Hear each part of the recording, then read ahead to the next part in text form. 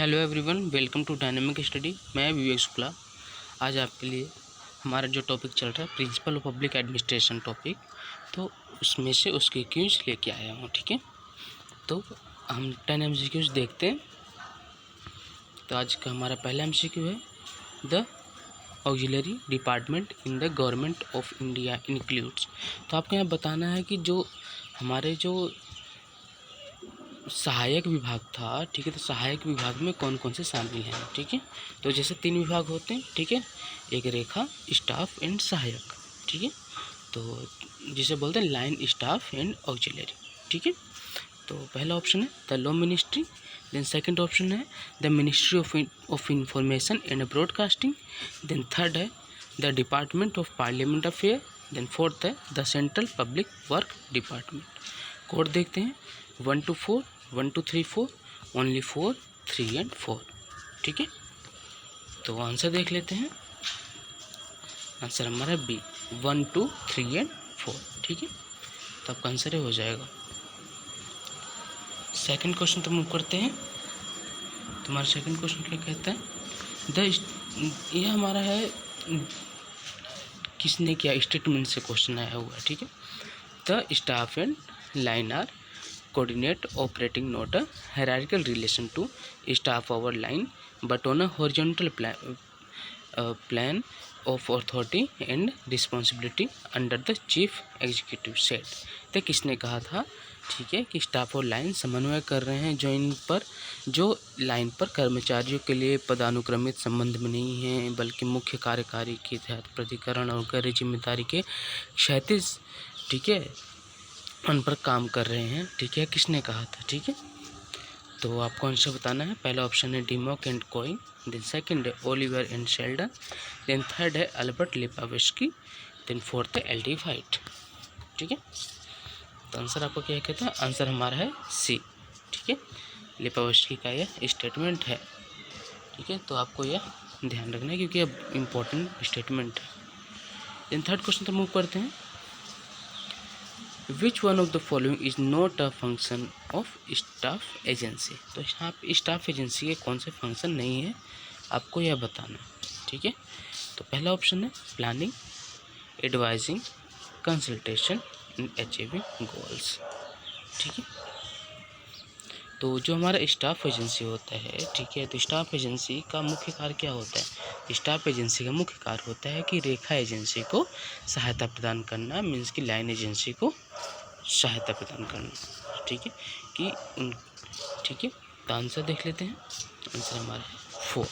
उन्होंने लक्ष्य को प्राप्त, अचीविंग गोल्स की बात नहीं करते हैं कि वो प्लानिंग एडवाइजिंग दे सकते हैं। ठीक है, एडवाइस दे सकते हैं, कंसल्ट कर सकते हैं। ठीक है, और प्लानिंग के बारे में भाई बात कर सकते हैं, लेकिन ये अचीविंग गोल्स के बारे में बात नहीं करते क्योंकि यह इसका मुख्य कार्य किसका होता है, इसका लाइन एजेंसी का कार्य होता है, स्टाफ एजेंसी का कार्य बिल्कुल नहीं होता।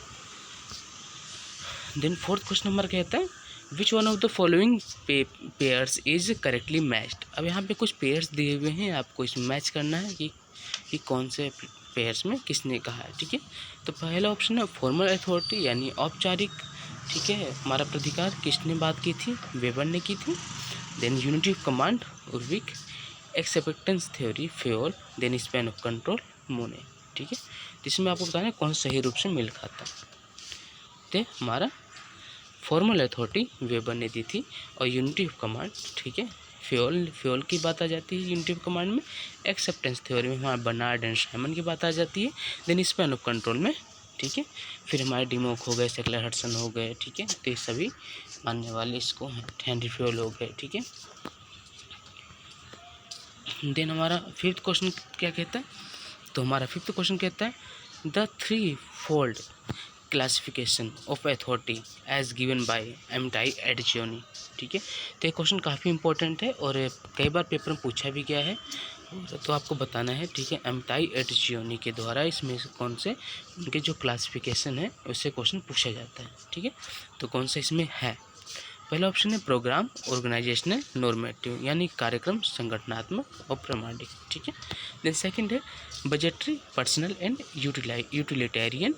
ठीक है, बजटी, कार्मिक, उपयोगितावादी। देन थर्ड है coercive, normative and organisational. Then fourth हमारा ऑप्शन है कोर्सिव, नॉर्मेटिव एंड यूटिलिटेरियन।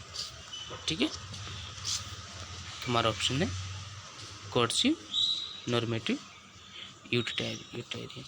तो आप इसको आप इस तरह के साथ करते हैं CNU। ठीक है, CNU, जैसे MOU इसे याद करते हैं ना, तो MOU की तरह आप रिदम में आप याद कर सकते हैं। ठीक है, CNU, MOU। ठीक है, इस टाइप का कुछ ना। सिक्स्थ क्वेश्चन तो मूव करते हैं। The type of interdependence in organisation as conceptualised by J.T. Thompson. अब यह भी क्वेश्चन काफ़ी इंपॉर्टेंट है, 2015 में भी ये क्वेश्चन पूछा गया था। ठीक है, जून 2015 में, और इम्पोर्टेंट है काफ़ी क्वेश्चन। ठीक है, तो आपको इसको भी ध्यान में रखना है। ठीक है, और यहाँ पे जितने भी क्वेश्चन होते हैं तो ऑलमोस्ट क्वेश्चन क्या होते हैं जो कि प्रीवियस ईयर या वहाँ से मैच होते हैं। ठीक है, तो और आपके प्रैक्टिस सेट भी इसी बेस से बनाया जाता है कि आपको ज़्यादा से ज़्यादा बेनिफिट मिले। ठीक है, तो आपको हर क्वेश्चन पे को ध्यान देना, और जैसे ही इस क्वेश्चन को आपने पढ़ लिया, आप कॉन्सेप्ट पता चल गया, तो आपको बस इस पे और सर्च करना है। ठीक है, चाहे बुक्स में, ठीक है, गूगल करो, बुक्स देखो, इस क्वेश्चन को सर्च करना है और इस क्वेश्चन को माइंड में बिठाना है, कैसे आपको याद करना है। ठीक है, क्योंकि जब तक आप याद नहीं करोगे तो आपके माइंड में बैठेगा नहीं ना, और रटना नहीं है, बस समझना है। ठीक है, तो पहला ऑप्शन है direct interdependence, and second option है रेसिप्रोकल इंडिपेंडेंस, देन थर्ड है पूल्ड इंडिपेंडेंस, देन फोर्थ है कंटिन्यूस इंडिपेंडेंस, देन फोर्थ है सीक्वेंशियल इंडिपेंडेंस। कोड हमारा दिया हुआ है 134235 245 124। हमारा ऑप्शन देख लेते हैं। बी हमारा ऑप्शन है 2, 3 एंड 5। ठीक है, 2, 3 एंड हमारा 5। तो इसको हम इस तरीके से याद कर सकते हैं ना, RPS। ठीक है, RPS की बात किसने की थी। ठीक है, तो इस तरह पे हम यहाँ पे याद कर सकते हैं। ठीक है, 7 क्वेश्चन तो मूव करते हैं। हॉथन स्टडी है प्रूव दैट। अब यहाँ बताना है हॉथन स्टडी जो हुई थी तो उसने क्या प्रूव किया। तो हॉथन स्टडी कहाँ पे हुई थी, आपको रिमेंबर आ रहा हो तो हॉथन स्टडी एल्टन मेयो के ने एक्सपेरिमेंट में किया था, उन्होंने स्टडी की थी। और उन्होंने क्या स्टडी की, तो उन्होंने स्टडी ये इसलिए यही की थी कि उन्हें देखना था, ठीक है, कि हमारे जो उत्पादन पर क्या प्रभाव पड़ रहा है। ठीक है, जो अगर हम ह्यूमन बिहेवियर चेंज करते हैं, ठीक है, उनकी सिचुएशन चेंज करते हैं मानव की, ठीक है, जो हमारे जो हमारे कर्मचारी हैं उनके अगर हम सिचुएशन चेंज करते हैं तो उसका हमारे उत्पादन पर क्या कम प्रभाव पड़ेगा, ज़्यादा प्रभाव पड़ेगा। ठीक है, आपको यह बताना होता ना। तो हॉथन के अध्ययन से क्या साबित हुआ, ठीक है, आपको बताना। पहला ऑप्शन है wherever the supervisor are employee centre the output of the employee is more. Second option है wherever the supervisor and production centre the output of the employee are more. Then third है wherever the supervisor are production centre the output of the employee is less. Then fourth option है where the supervisor and employee centred the output of the employee is less. Option देख लेते हैं 1, 2, 2, 3, 1, 3 into 4। हमारा option है 1 and 3। मतलब ये बोलता है कि जहाँ भी पर्यवेक्षक कर्मचारी केंद्रित होते हैं वहाँ कर्मचारियों का आउटपुट अधिक होता है। ठीक है, तो यहाँ पे कर्मचारी केंद्र मतलब कि हमारे एम्प्लॉय सेंटर्ड होना चाहिए। ठीक है, आपको ये बात याद रखना। और थर्ड ऑप्शन क्या कहता है, जहाँ भी पर्यवेक्षक उत्पादन केंद्रित होते हैं कर्मचारी का आउटपुट कम है। सिंपल सी बात है, अगर कंट्रोल ज़्यादा रहेगा, ठीक है, तो आप उतना आप उत्पादन नहीं दे सकते हो। ठीक है, लेकिन अगर आपका कंट्रोल थोड़ा सा वो आप ढील देते हैं तो हम अपने स्वेच्छा से, अपने विलनेस से आप काम करते हो, अपनी इच्छा से। ठीक है, कि इससे उत्पादन बढ़ सकता है। ठीक है ना। नेक्स्ट क्वेश्चन से मूव करते हैं। आई होप आपको क्वेश्चन समझ में आ रहे होंगे अच्छे से। तो नेक्स्ट क्वेश्चन भी हमारा पेयर से है। The which of the following pairs is correctly matched. ठीक है, पहला option coordination Follett, formal authority Barnard, then unity of command Simon, coordination Fayol. आपका ऑप्शन है कोऑर्डिनेशन फेयल।